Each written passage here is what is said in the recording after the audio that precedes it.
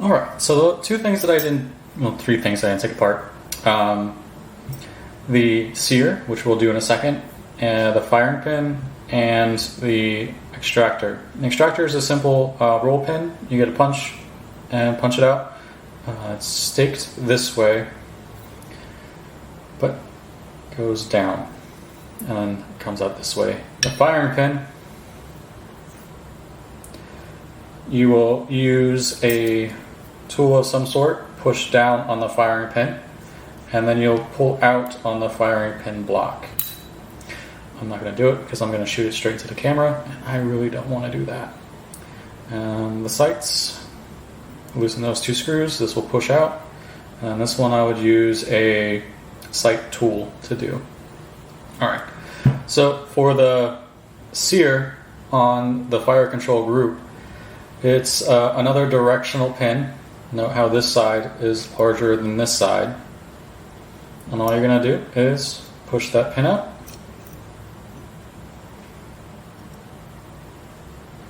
And then your sear and disconnector come right out. And this is how they are put together.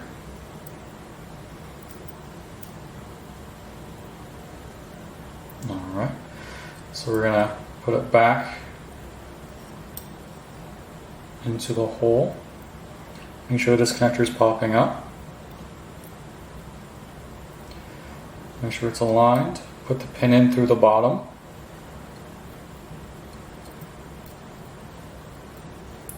Wiggle it around until it goes through.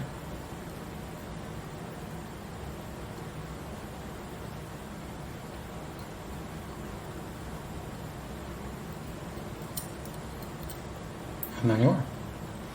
Alright. When I got this pistol, the disconnector was making the slide stick on when I pulled the slide to the rear, but it smoothed out after the however many rounds I've put through this by now. This is my main competition pistol, so it gets a couple hundred rounds every weekend, and it doesn't show the wear at all, which I do like. The match grade standard is the serial numbers match on the barrel as well as on the receiver. Well, in this case, the FCU. They just kind of penciled it on the barrel here. I think it would have been more professional, better looking if they stamped it somewhere on the chamber, but this is what they decided to do, and I'm okay with it. I don't see it, and it's fine to me.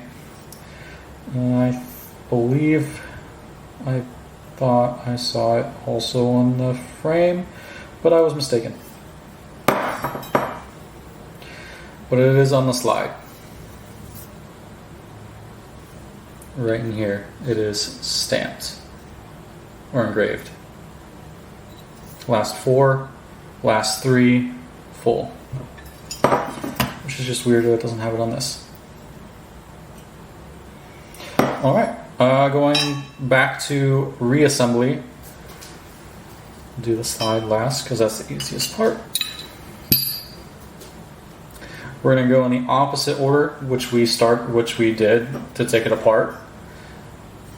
So if you're changing out the trigger for a new trigger, different color, whatever, you still got it from Dan Wesson. Be mindful, if you can see this wear spot here, basically just right there, that's where it was catching when I first put it in. So these aren't truly drop-in, ready to go to the range. This one, my first time out with this one, it locked to the rear because it was sandwiched between the receiver and the receiver and the slot or barrel, something of the sort. So some of them you'll have to shave off a little bit, just a little bit, with either sandpaper or a very fine file. Alright, so we're just going to drop the trigger straight down, like so. Free movement. We're going to put our fire control unit in here, like so. And then you can put your mag catch in now or later, it doesn't really matter.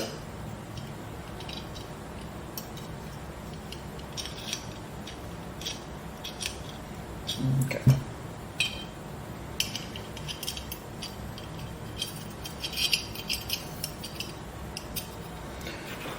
Flush.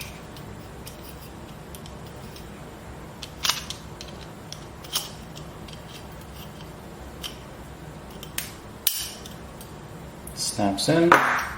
Spring tension. For this guy, hammer, and then the safety will go after. Hammer will go in.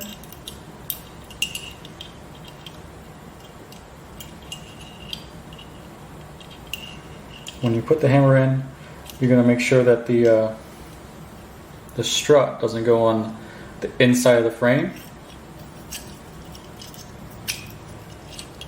And make sure it goes on the outside of the frame.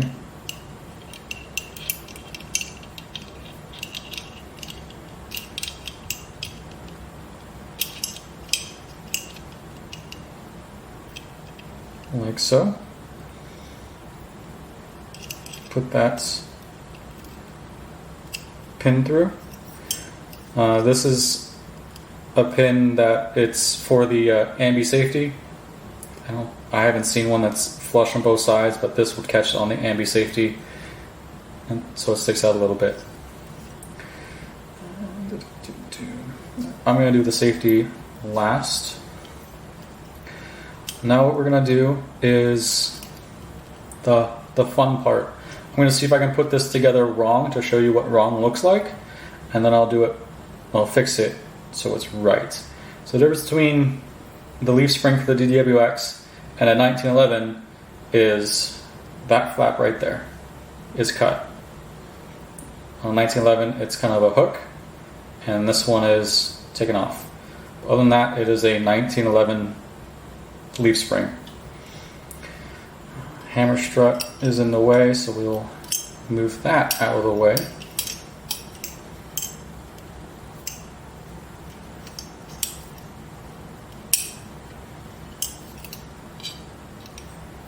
It is what it is. Leaf spring will go underneath the hammer strut. And the thing that most people do not get, and it shows when you do a functions check, is the placement of each individual leaf on the sear and the disconnector and the safety. So let's see if I can get some light in there. I'm going to try my best. I'll probably just include a picture in what I'm trying to show you.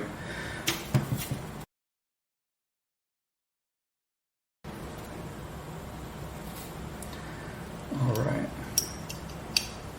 So if the disconnector, if the sear is not all the way pushed down, you won't be able to put that spring, the leaf spring, the one on the far left, on top of it.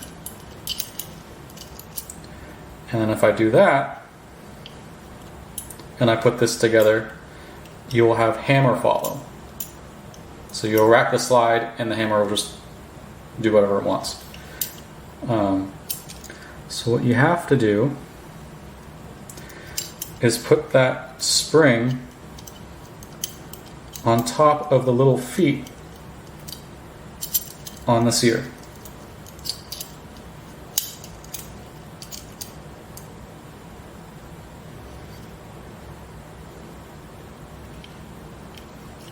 And now that you can see it's connected, pull trigger, and it goes all the way. Versus if it's not on that foot, and it's underneath the foot, hammer follow.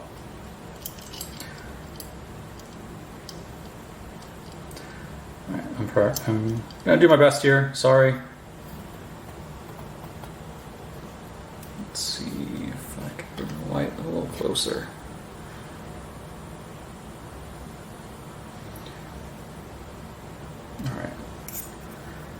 So you get the feet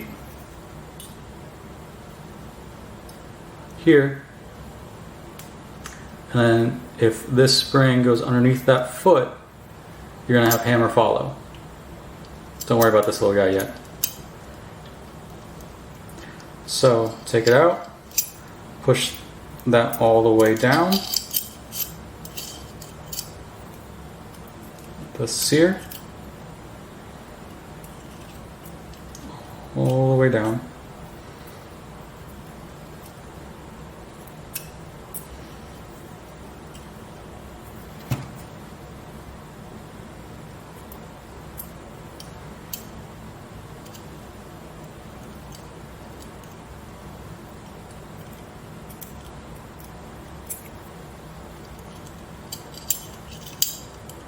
And place that spring on top of the sear. Alright. And now you see how the hammer is stuck and there's no hammer follow. That is what we're looking for. And then we can put on our back strap. I'm not going to show you how to change out the mainspring. Basically you get a punch, push down on the mainspring, and then it's a directional punch or a directional pin, push outside in. This will come out, spring will come out with the plunger, put a new spring in, put the plunger in, push the pin back in place. Alright, so we're going to put this, we're going to line up the male and female grooves.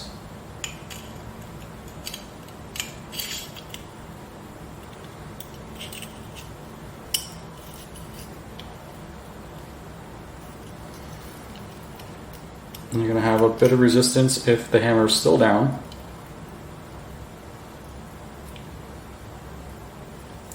And you're also going to have resistance, and it's not going to go all the way up if you didn't put it in right. So what mostly is the cause, if you can't get it up in there, is that the hammer strut is not inside the groove. So just push it over.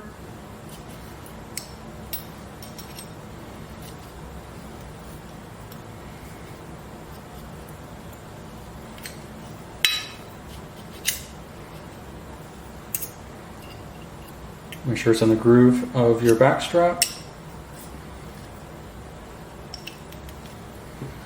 And eventually it'll go in.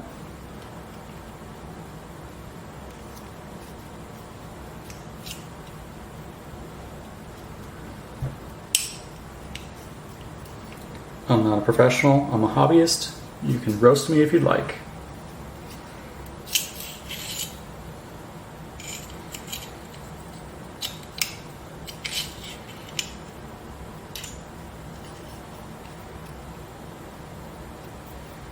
If you see that it's pushing against the hammer as you push up, it's not in the right place.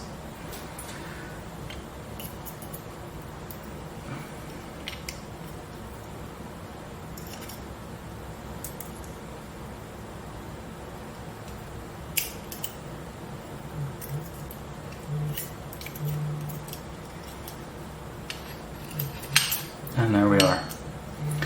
And then push the pin through on the bottom. Should be very simple, very easy. Alright, so now we're going to put the safety on. You want to do it while it's at between half and full. Half cock and full cock.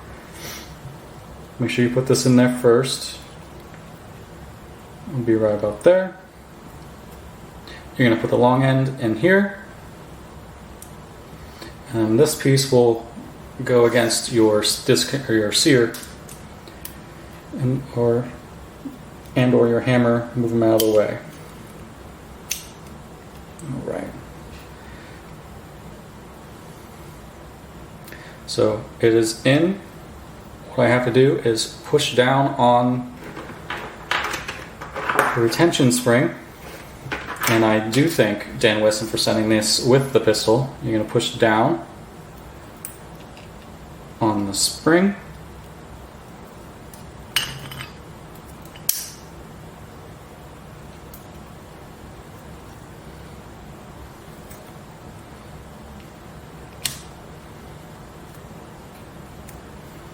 Push in with a spring, push straight down on the safety, and there you go.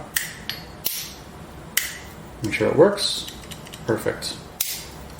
So the what holds the rear of the FCU in is the pin for the hammer, and that is in the safety, I think. That is all. And the front is held in by the slide stop. Alright, from here it's really easy. I'll put my grips on.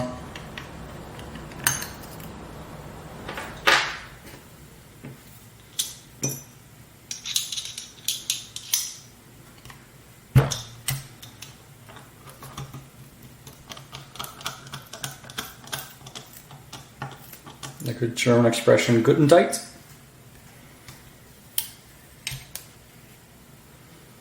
As you can see, they are shadow grips.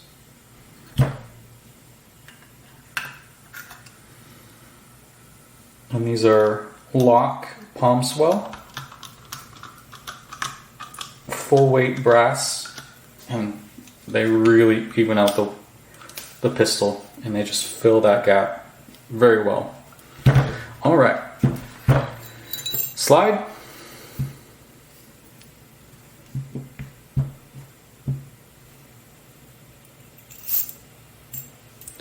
Barrel, tilt it in, push, put in its locked position, locked so it is all the way back, and you'll feel it sink into place. It locks in right here on the slide. Recoil spring and guide rod will sit right on that part of the barrel. Make sure you have positive pressure or control over the recoil spring so that doesn't go flying. Safety down. I put the hammer back so you're not fighting that spring tension there. And then you're going to look here. So the hole is free of the locking lugs, or the lugs for the barrel. And you're going to put your slide stop in, match up the hole in the cut in the slide, push straight down. Perfect. Last thing to do is a functions check. I don't have an unloaded magazine, so I'll probably just do that later with you guys. I have a competition tomorrow, so all of mine are loaded, ready to go. But you'll take a dummy round. Maybe that's it. You go ahead and load that in the mag. Put the mag in. Safety on. Make sure the safety works. Safety works. Hammer does not fall. Slide down. Pull trigger. Hammer falls. Rack the slide. Make sure that the hammer does not fall while the trigger is pulled to the rear. Reset. Pull trigger. And then you also want to make sure that it doesn't fall without the trigger pulled. Alright. Now I can show you the trigger pull on my pistol. Again, it's probably got a couple thousand rounds through it, nothing too crazy.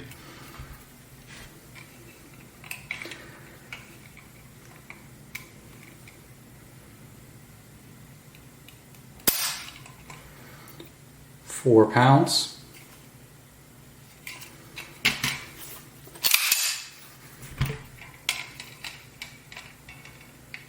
Do it right in the middle at this time.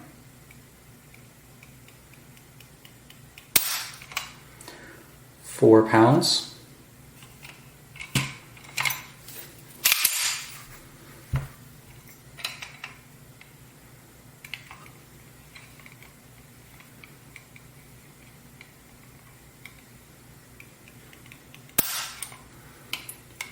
Just shy of 4 pounds, 3.5-ish. So this is very consistent at 4 pounds for me. I have nothing bad to say about it besides at the price point when it came out in 2020, whenever it did. It should have been off the cut out of the gate for the price point. They fixed that now, but now you gotta pay the premium because you can't find them as easy. But this pistol is great. The shadow ergonomics, just perfect in the hand. And I have no complaints about this pistol. If you want to see more videos of guns being broken down as far as I am willing to go, and how far you want to go, let me know. Go ahead, like, subscribe, and I'll see you on the next one.